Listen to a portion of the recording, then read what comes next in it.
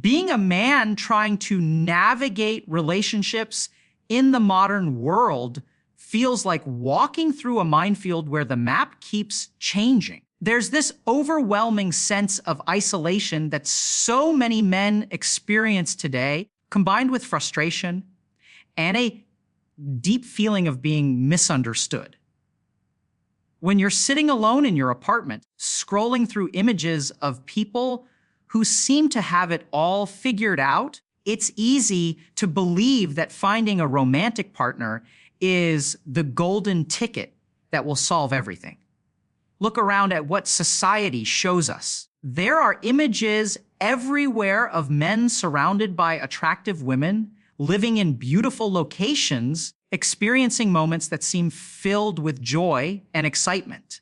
The message appears clear that life, that experience, that validation is better than the one you're currently living. And the gap between where you are and where those people seem to be feels like it can only be bridged by one thing: getting into a relationship. Here's where it gets complicated. It isn't just men telling themselves this story. The message comes from multiple directions. Social media personalities, particularly those building careers as influencers, often reinforce these ideas, are quite willing to criticize men who don't fit a certain mold, who don't measure up to specific standards. And before anyone says that this is just an online phenomenon that doesn't reflect reality, consider how deeply these attitudes have penetrated actual society. We live in a culture that measures a man's worth partly by his ability to form romantic connections. Think about how differently society treats a married man in his 40s with children compared to a single man of the same age. The married man is seen as normal, stable, trustworthy. The single man, especially if he's never been in a long-term relationship, starts to be viewed with suspicion. People begin to wonder, what's wrong with him? Why hasn't anyone chosen him? Defect does he have that makes him undesirable? This judgment becomes even harsher and more cruel in everyday situations. Imagine a single man in his 40s who enjoys watching children play in a park because it reminds him of the simple joy he felt as a child. In many communities, someone might call law enforcement because they assume the worst. The automatic assumption is predatory behavior, not innocent appreciation for childhood happiness. A married man doing the exact same thing would likely be seen as a father taking a moment to appreciate youth. The ring on his finger acts as a badge of trustworthiness. This reality became crystal clear through personal experience. After getting married during the first year of medical school and then later working through residency with a wedding ring visible and small children at home, the shift in how others responded was dramatic. Female colleagues, particularly nurses, but also other physicians, treated the situation entirely differently. There was suddenly much more attention, more casual physical contact, more warmth in interactions. At first, it seemed like simple friendliness, which probably was the case for most of these interactions. When bringing a 1-year-old daughter to the hospital, the predominantly female nursing staff would light up, gathering around, asking to hold the baby, commenting on how adorable she was. Imagine the same scenario with reversed genders. Picture a male nurse and a male doctor, and the doctor brings his 1-year-old child to work. Would that male nurse feel comfortable gushing enthusiastically, asking to hold the baby, cooing over how precious the child is? The reality is that such behavior would likely be seen as inappropriate or strange. Yet for anyone who has their own children, that feeling is completely natural. After becoming a parent, there's this newfound appreciation for all children. They're genuinely delightful, and seeing them brings back memories of your own kids at that age. But as a man, expressing that feeling openly is fraught with risk. By demonstrating through marriage and children that one might be safe, the entire social dynamic shifts. Women begin responding with more physical warmth, more touch, more openness. Much of this isn't romantic or sexual in nature. Stems from a reasonable desire to identify safe people. Many women have experienced harassment, assault, unwanted advances, inappropriate behavior from men. One way they gauge safety is through evidence that a man is in a committed relationship, has children. These markers suggest stability and trustworthiness. Men get evaluated in society often depends heavily on their relationship status and their connections with women. There's a strange paradox at work in our culture. Women frequently face judgment and shame based on the number of sexual partners they've had, while men face judgment and shame based on the lack of sexual partners or romantic relationships. Both forms of judgment are harmful. They create different pressures. For men, this creates an existential crisis. It's not merely about feeling lonely or sexually frustrated. Being seen as human versus being seen as potentially dangerous. Society's message becomes clear. If you cannot achieve certain relationship milestones, if you cannot demonstrate that someone has chosen you, people will not treat you as a fully realized person.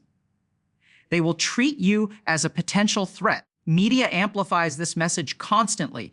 The advice circulates endlessly. Become a high-value man, be over 6 feet tall, earn a 6-figure income, be in the top percentage of men in various metrics, and women will be attracted to you. This isn't just advice about dealing with loneliness or frustration.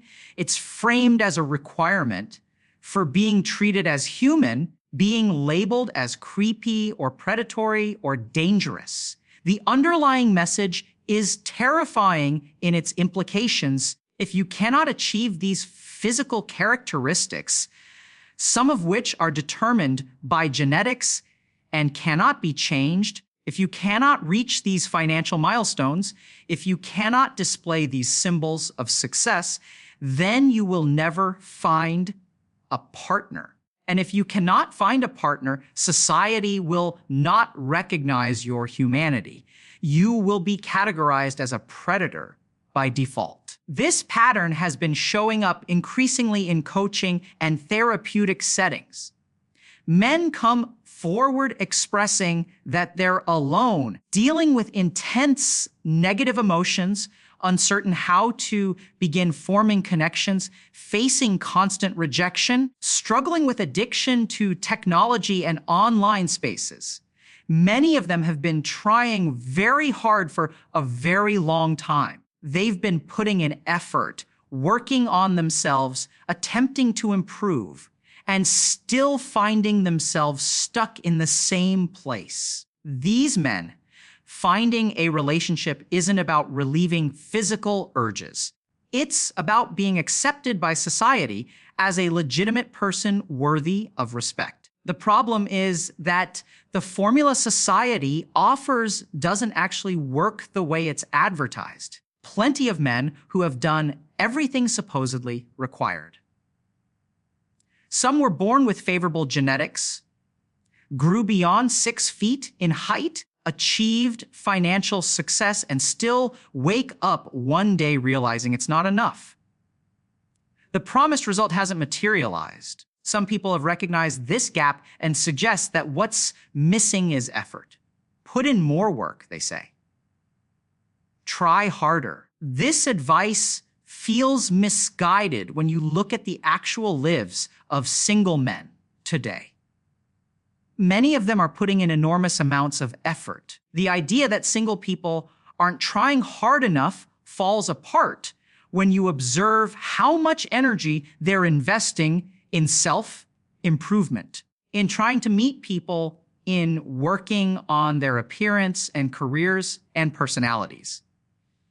In fact, when you compare the effort levels, people trying to find relationships often work significantly harder than people who are already partnered. There are countless stories of partners who have become dependent, who don't contribute equally to household responsibilities, expect their significant other to cook, clean, pay bills, and be available for intimacy whenever they want. The single people putting themselves out there repeatedly, facing rejection after rejection, working on themselves constantly, are often demonstrating far more effort than those who are coasting in established relationships. So if the formula doesn't work, and effort isn't the missing ingredient, what actually helps people form successful relationships? At Success Stories provides some insight. When you ask people in happy relationships how they met, the answers are surprisingly diverse and often involve elements of chance or unexpected connection. Through wrong numbers that turned into conversations that turned into decades-long marriages. Others literally manifested their relationships by walking into a random public space and happening to encounter someone who became the love of their life. Dating applications do work for some people, resulting immediate, strong connections after a single video conversation. Professional settings bring people together when they're working on shared projects. Social media direct messages sometimes lead to dates that last for hours, filled with talking and laughing. People connected on dating platforms with no intention of anything serious, only to fall deeply in love within weeks. There are even stories of ride-share passengers and drivers forming relationships, which sounds potentially problematic, but apparently worked out beautifully for them. Looking at these success stories from a psychological perspective, certain patterns begin to emerge. These aren't visible patterns in the superficial sense. They're deeper qualities that the internet has trouble displaying. The internet excels at showing certain things: physical attractiveness, symbols of wealth, displays of sexuality, grand romantic gestures like expensive flowers or extravagant gifts. What the internet cannot adequately show is authenticity, genuine emotion, real respect, actual compatibility. This creates a fundamental problem for anyone trying to learn how to form relationships primarily through online observation. People will tell you to put in effort, but what does that actually mean in practical terms? They'll say, don't be creepy. How do you operationalize that advice? They'll insist you need to be natural, but the internet never shows you what natural actually looks like. Everything online is curated, edited, presented in its best light or its most dramatic form. There are examples of people who met and immediately spent 5 hours together on a first encounter, talking non-stop, feeling like they'd known each other forever. Or people who followed each other online for years before meeting in person, spent 2 solid weeks hanging out constantly once they finally connected face to face. These stories share something crucial that gets lost in generic advice. The key element present in all successful relationship formations is reciprocity. Each person matches the other person's energy. They respond proportionally. They give and take in a natural rhythm. But what does the internet typically tell us? It provides rigid rules that work against reciprocity. Wait 24 hours before responding to a text message. Make them wait for you. Be too available. Don't engage in physical intimacy on the first date, or specific consequences will follow. Everyone repeats this standardized advice as if it applies universally. The actual research on relationship formation suggests something entirely different. Successful connections involve reciprocity, not game playing. Consider a first date that lasted 10 hours, where two people just kept talking and didn't want the time to end. Either person had followed typical internet advice about playing it cool or limiting availability. That connection might never have developed into anything meaningful.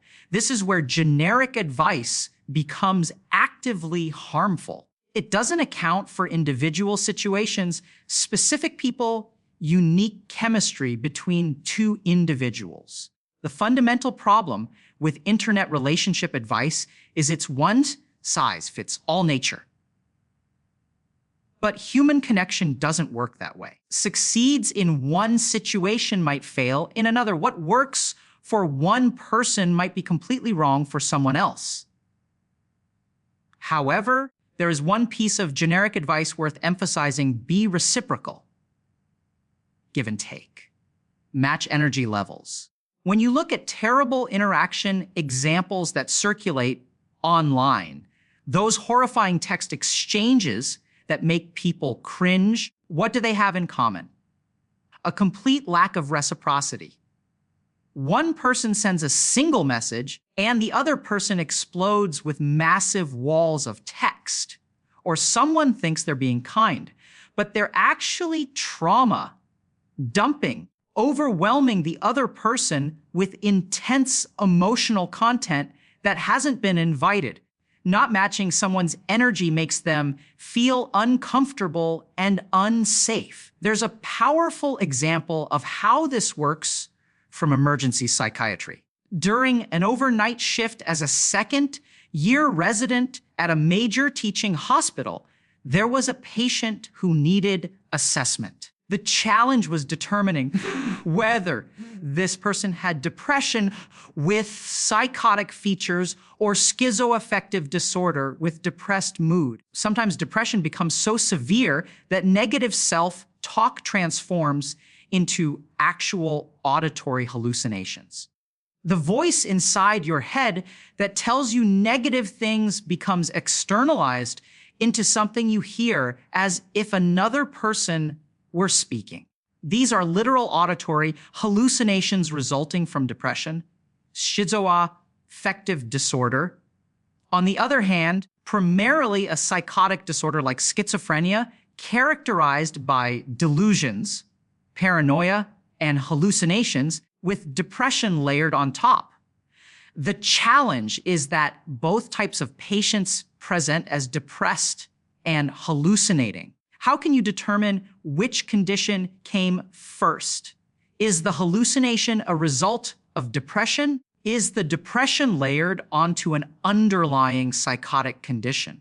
The supervising attending physician asked a brilliant diagnostic question. Imagine you're on a crowded subway. This patient is sitting in one of the seats and there's only one seat available next to them. Your legs are tired. You want to sit down. Would you choose to sit next to this person? If the answer is yes, likely have depression with psychotic features. If the answer is no, they likely have schizoaffective disorder with depressed mood. The explanation was that the answer was no, this person felt creepy. In schizophrenia and schizoaffective disorder, the condition doesn't just create paranoia and delusions. It severely disrupts emotional processing and expression. People with these conditions often have what's called blunted affect. They don't smile broadly. They don't cry intensely. They maintain a neutral, flat expression regardless of the situation. Imagine someone expressing romantic interest with completely flat affect. no emotional variation in their voice or face, saying they love you and want to spend their life with you and can't wait for physical intimacy, all in a monotone with no facial expression. It's deeply unsettling. The creepiness factor comes from the inability to be reciprocal emotionally. They can't match your energy because their emotional circuitry isn't functioning properly. This same principle applies to online interactions and attempted relationship formation. There's often a severe lack of reciprocity. Either someone overinvests and chases too aggressively, or they respond to a genuine friendly question with disproportionate anger. The inability to match the other person's emotional tone and investment level makes connection impossible. The second crucial element is that relationships need to develop organically. This is frustrating advice because it's hard to operationalize. Someone tells you that successful relationships are organic. Your immediate question is, how exactly do you become organic? What does that even mean in practice? People say be natural, be organic, be loose. These are vague directives without clear implementation steps. Understanding what it means to not be natural helps clarify things. Psychiatric perspective, the more preconceptions and baggage you bring into an interaction, the less organic it will be. If you show up on a first date carrying massive emotional baggage, if you've been consuming social media content that has filled your head with negative generalizations about all women or all men, if you're projecting everything you've absorbed online onto the actual human being sitting across from you, that interaction cannot be natural. It cannot be organic. What does natural mean in this context? It means offering something and receiving something in return in a proportional exchange. Balanced give and take that develops based on the actual interaction, not on preconceptions. Makes these exchanges difficult is when you have so much mental noise that you're layering onto the other person's actions. Someone doesn't respond to your text for 24 hours, you might immediately interpret this as them playing hard to get, or texting multiple other people, or losing interest, or testing you. Do you see how much meaning can be injected into a completely neutral action?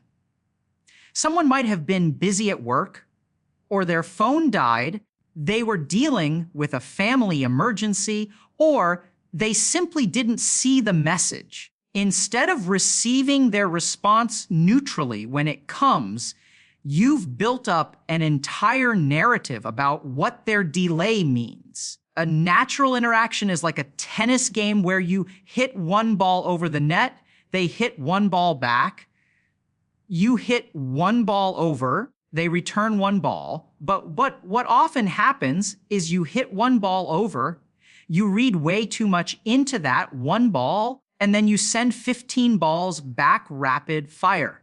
This pattern shows up constantly in failed connection attempts. This problem is particularly challenging in current dating culture where people spend significant time on dating applications. Using these platforms often builds up resentment and frustration over time.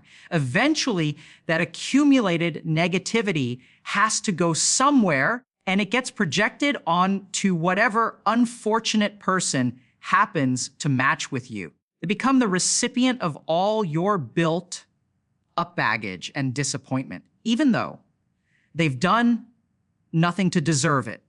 The reverse is equally true. If you're using dating applications, you've probably experienced being on the receiving end of someone else's overwhelming projection and emotional baggage.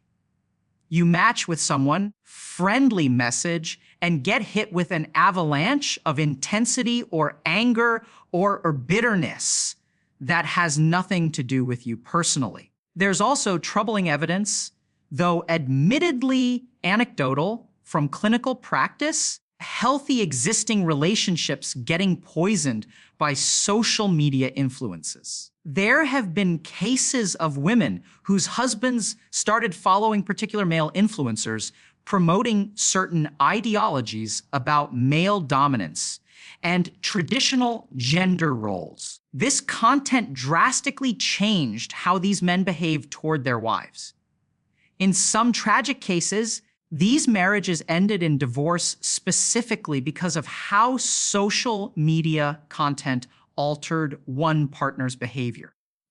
This isn't only happening to men. There have been similar cases where married men have partners who went down social media rabbit holes about female entitlement or specific relationship expectations. These were people in healthy marriages with children, functioning partnerships that had worked well for years. Then one partner starts consuming content about what they supposedly deserve, what their partner should be doing for them, how household labor should be divided, how childcare should be handled.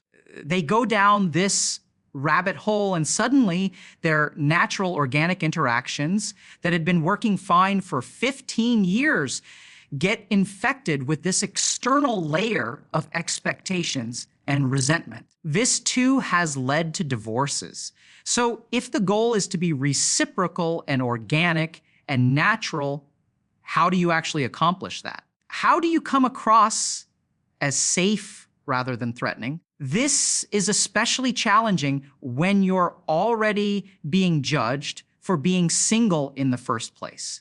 There are two major areas to address. The first is working with anger. Many people wonder why men seem so angry all the time. There's this perception that men are constantly angry. Anger is a male problem, that angry men are dangerous predators. Society says it's okay for men to express emotions, except anger. That one's off the table. If you express anger as a man, you get labeled as a predator. So why are so many men angry? To understand this, you need to understand the evolutionary purpose of different emotions. Things aren't going well for humans in general, and we need help from others. The primary emotion we experience is sadness. This might seem strange initially, but think about what sadness does. Sadness is the most visible emotion. You can see when someone is crying from a distance. You can hear it. The person's face changes dramatically. Tears flow.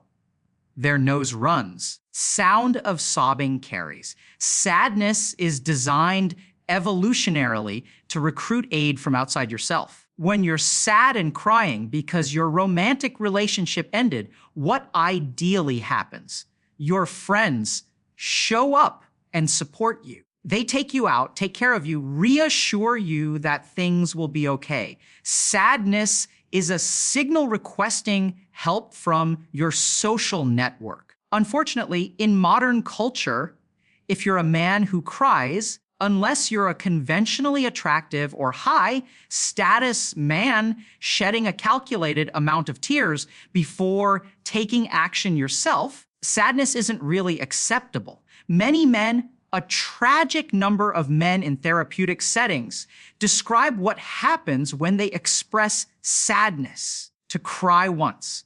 People might even see it as sensitive or touching, but try crying regularly for 6 months. Try expressing ongoing sadness about loneliness or feeling like you're failing at relationships. See how people respond then. When the signal you send out to request help showing that you're crying because you're lonely and feel like a failure and don't know what to do, what is society's response? It's often harsh and dismissive. You get told you're not entitled to female attention or relationships. People ask if you expect women to solve your problems on top of all the other labor women already perform. You get told that wanting help with relationship problems is another unfair burden you're trying to place on women. To be clear, this isn't an argument about whether that response is right or wrong. It's simply describing the common experience many men report today. Sadness doesn't work as a signal to get help. What is the human brain left with? It turns to another emotion, anger. Anger is the emotion that prompts action. When we feel sad, we literally feel like doing nothing. Sadness is an emotion that reduces motivation and signals that we need help from others. It's saying we can't do this alone. We need support. Anger does the exact opposite. It motivates us toward action even when we probably shouldn't act. When someone gets really angry, what do friends typically do? They try to calm the person down. Don't storm into that office. Don't yell at your professor. Don't confront your boss. Don't break up with your partner in this emotional state. Take a deep breath. Don't act impulsively. Calm down first, then decide what to do. Anger induces action. This pattern shows up constantly in male patients where sadness isn't effective or is actively punished. Only option they have to pull themselves out of their situation is anger. When you get angry, you stop caring how many people are against you. Anger is the one emotion that allows you to face overwhelming odds and act anyway. Until society allows men to experience and express sadness without punishment, there will continue to be men who are incredibly angry. Why does this matter for finding relationships? Because if you're engaging with a potential romantic partner and you're trying to form a connection, if you have accumulated sadness that has been transmuted into anger, and you're approaching this relationship while carrying significant anger, reciprocity becomes incredibly difficult, if not impossible. They send you something neutral, and you respond with suppressed anger leaking out. You must deal with this anger by first asking yourself what you're really sad about and sitting with that sadness. There are many resources available about emotional regulation and processing emotions constructively. Entire lecture series exist on these topics. Working through the underlying sadness and grief is essential before you can show up authentically in relationship interactions. The second major area is about being natural and avoiding projection.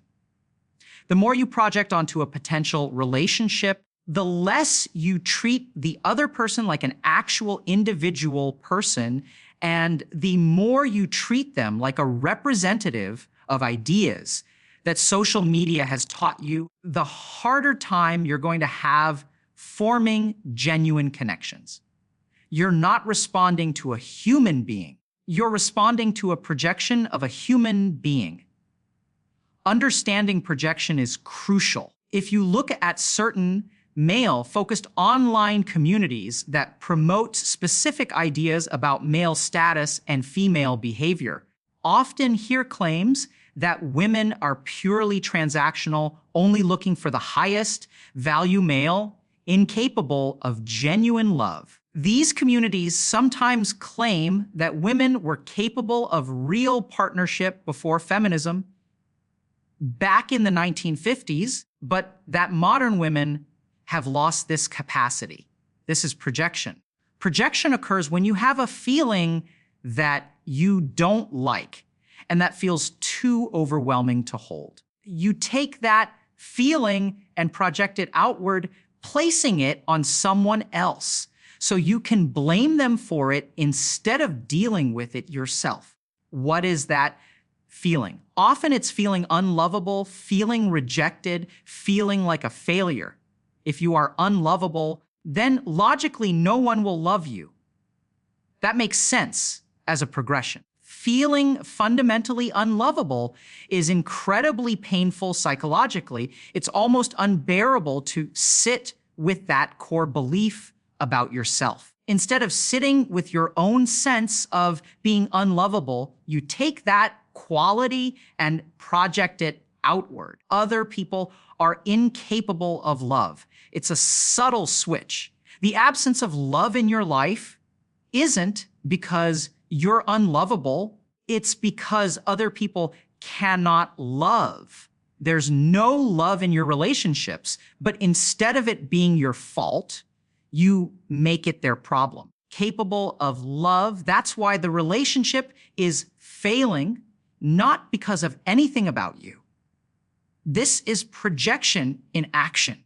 In clinical practice, literally 100% of men who subscribe to certain online ideologies about female behavior have experienced trauma around love and feeling fundamentally unlovable. Typically, there was a relationship that ended with their partner, leaving them for someone else. The conclusion they drew was that they're unlovable because they were abandoned for another person. This is just observation from clinical practice, so it's anecdotal and might involve selection bias. The pattern appears in 100% of these cases in personal therapeutic work. If you want to start being natural, if you want to stop injecting external ideas into your interactions, you need to look at everything you perceive as problematic in potential partners and ask yourself whether those perceptions might actually be projections of your own fears. When you think someone just wants money, ask yourself whether you're afraid of being unable to make enough money. When this question gets asked directly in therapeutic settings, the number of men who answer yes is staggering. They're terrified they won't be able to live up to financial expectations. And when they're afraid of not meeting expectations, project that fear outward.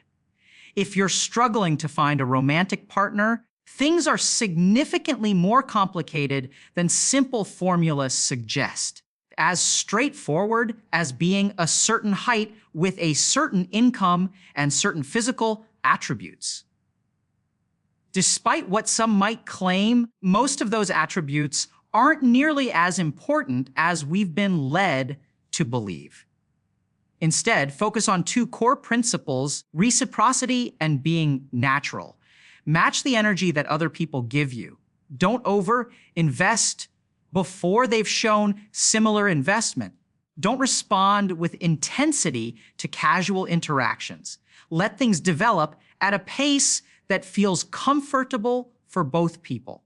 And approach each interaction fresh without loading it up with all the baggage and ideas you've absorbed from endless social media consumption. Treat the person in front of you as an individual, not as a representative of every negative generalization you've encountered online. Path forward isn't about gaming the system or following rigid rules. Becoming someone who connects authentically with another human being.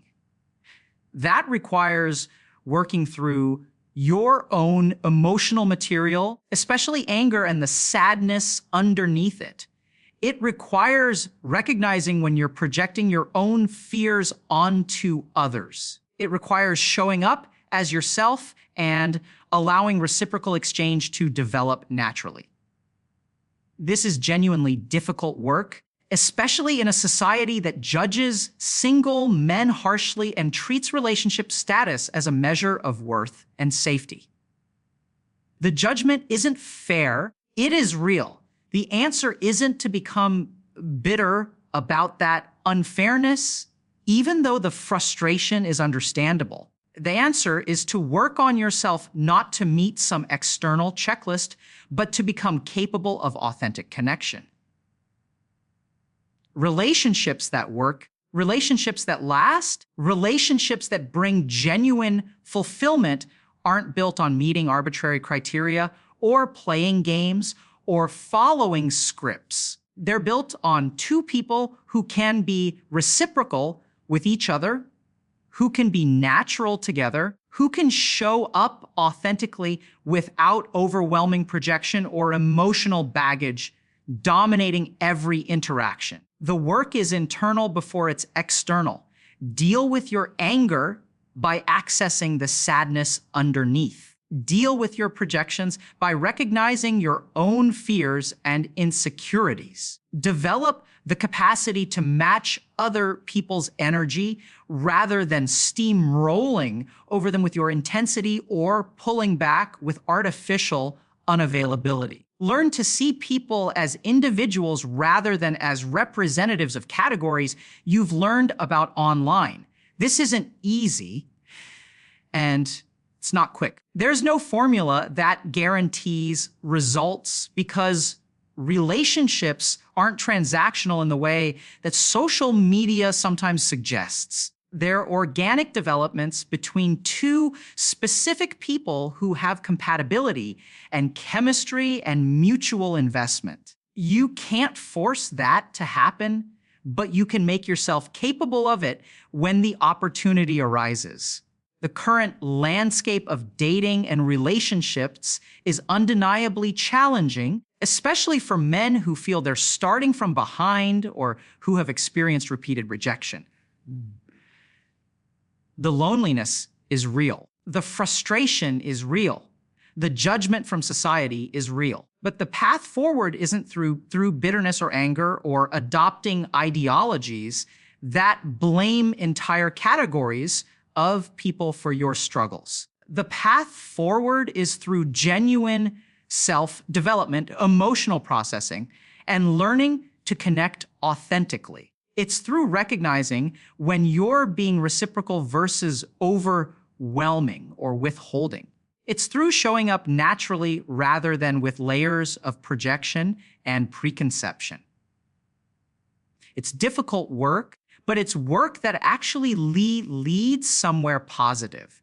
When you meet someone and spend hours talking without noticing time pass, that's smiling, that's not because you followed a formula. It's because there was genuine compatibility and reciprocal interest and natural flow. When relationships develop from unexpected encounters, it's not because someone executed a perfect strategy. It's because two people were open to connection and able to respond to each other authentically. You can't manufacture that kind of connection through tactics or rules, but you can prevent it through carrying too much baggage, through projecting fears and assumptions, through failing to match the other person's energy, through approaching interactions with anger rather than openness. Work is removing the obstacles within yourself that prevent authentic connection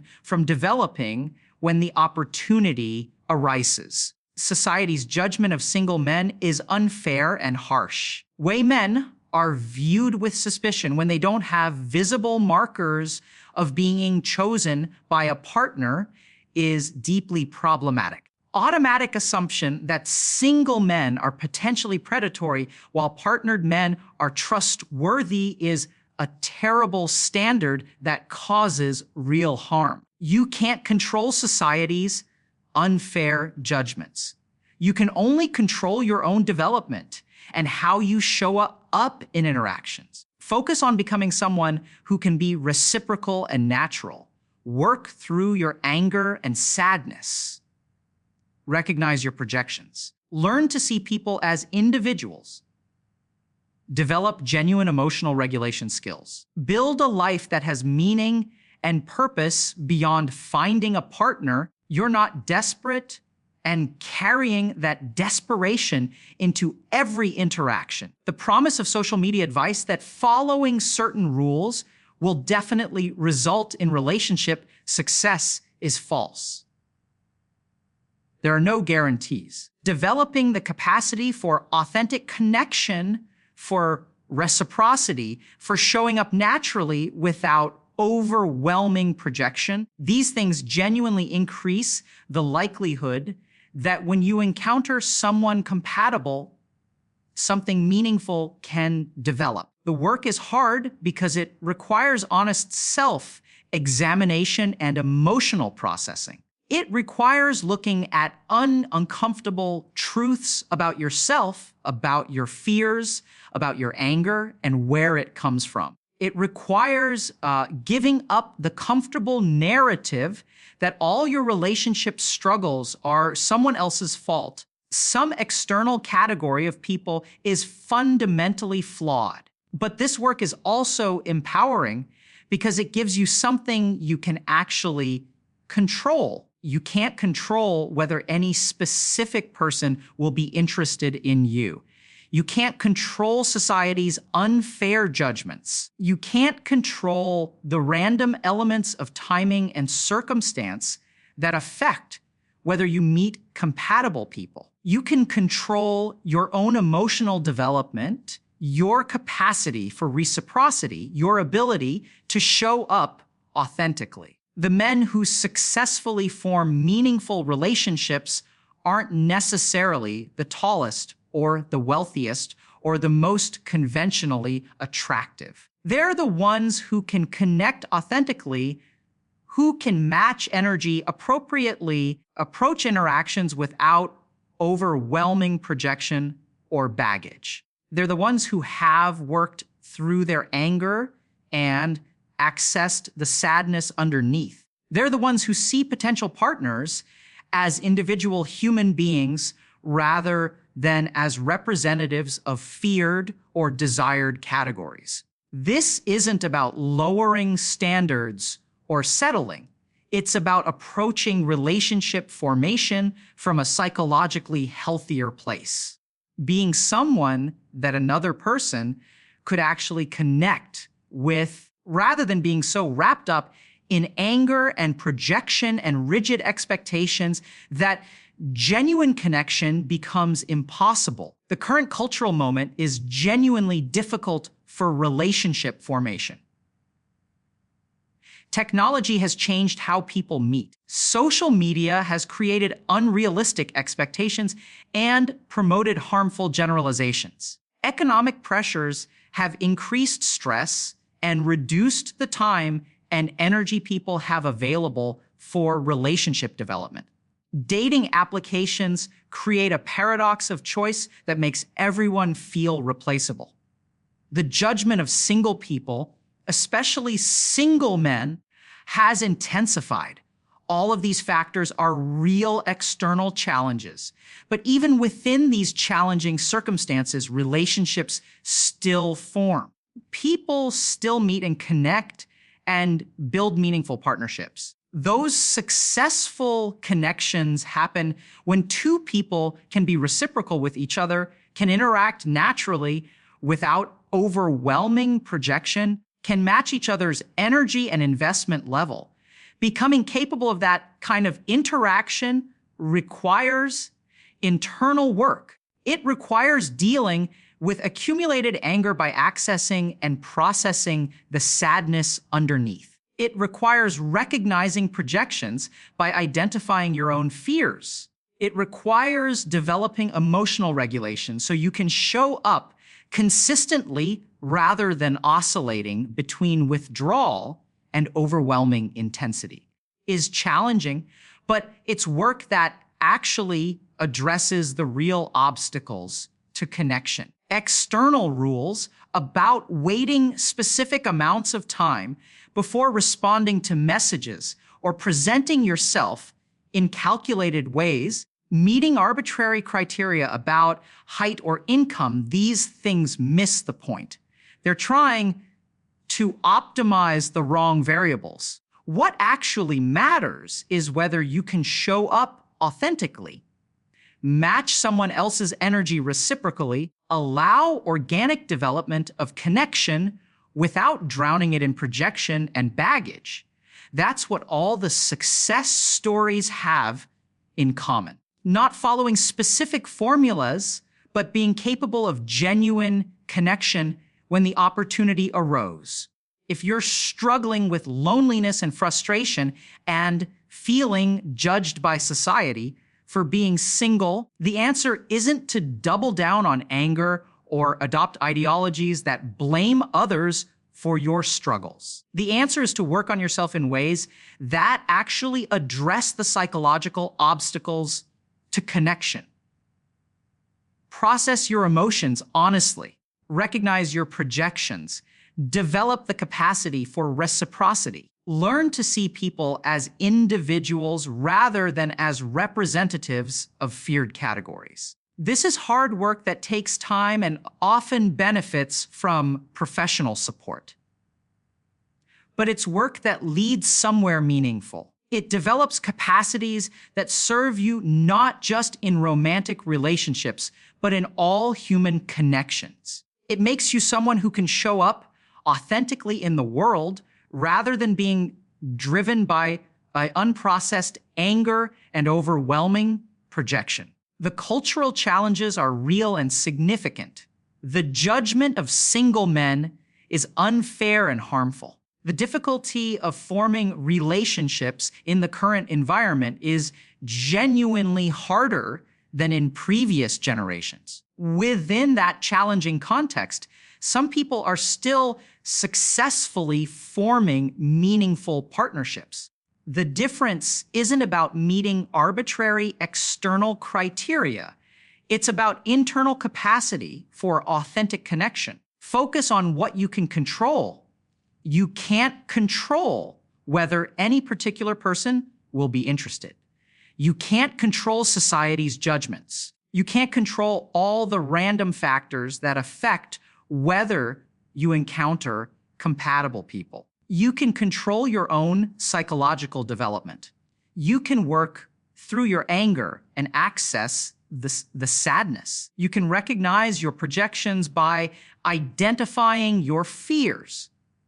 You can develop the capacity for reciprocity. You can learn to approach interactions fresh rather than loaded with preconceptions.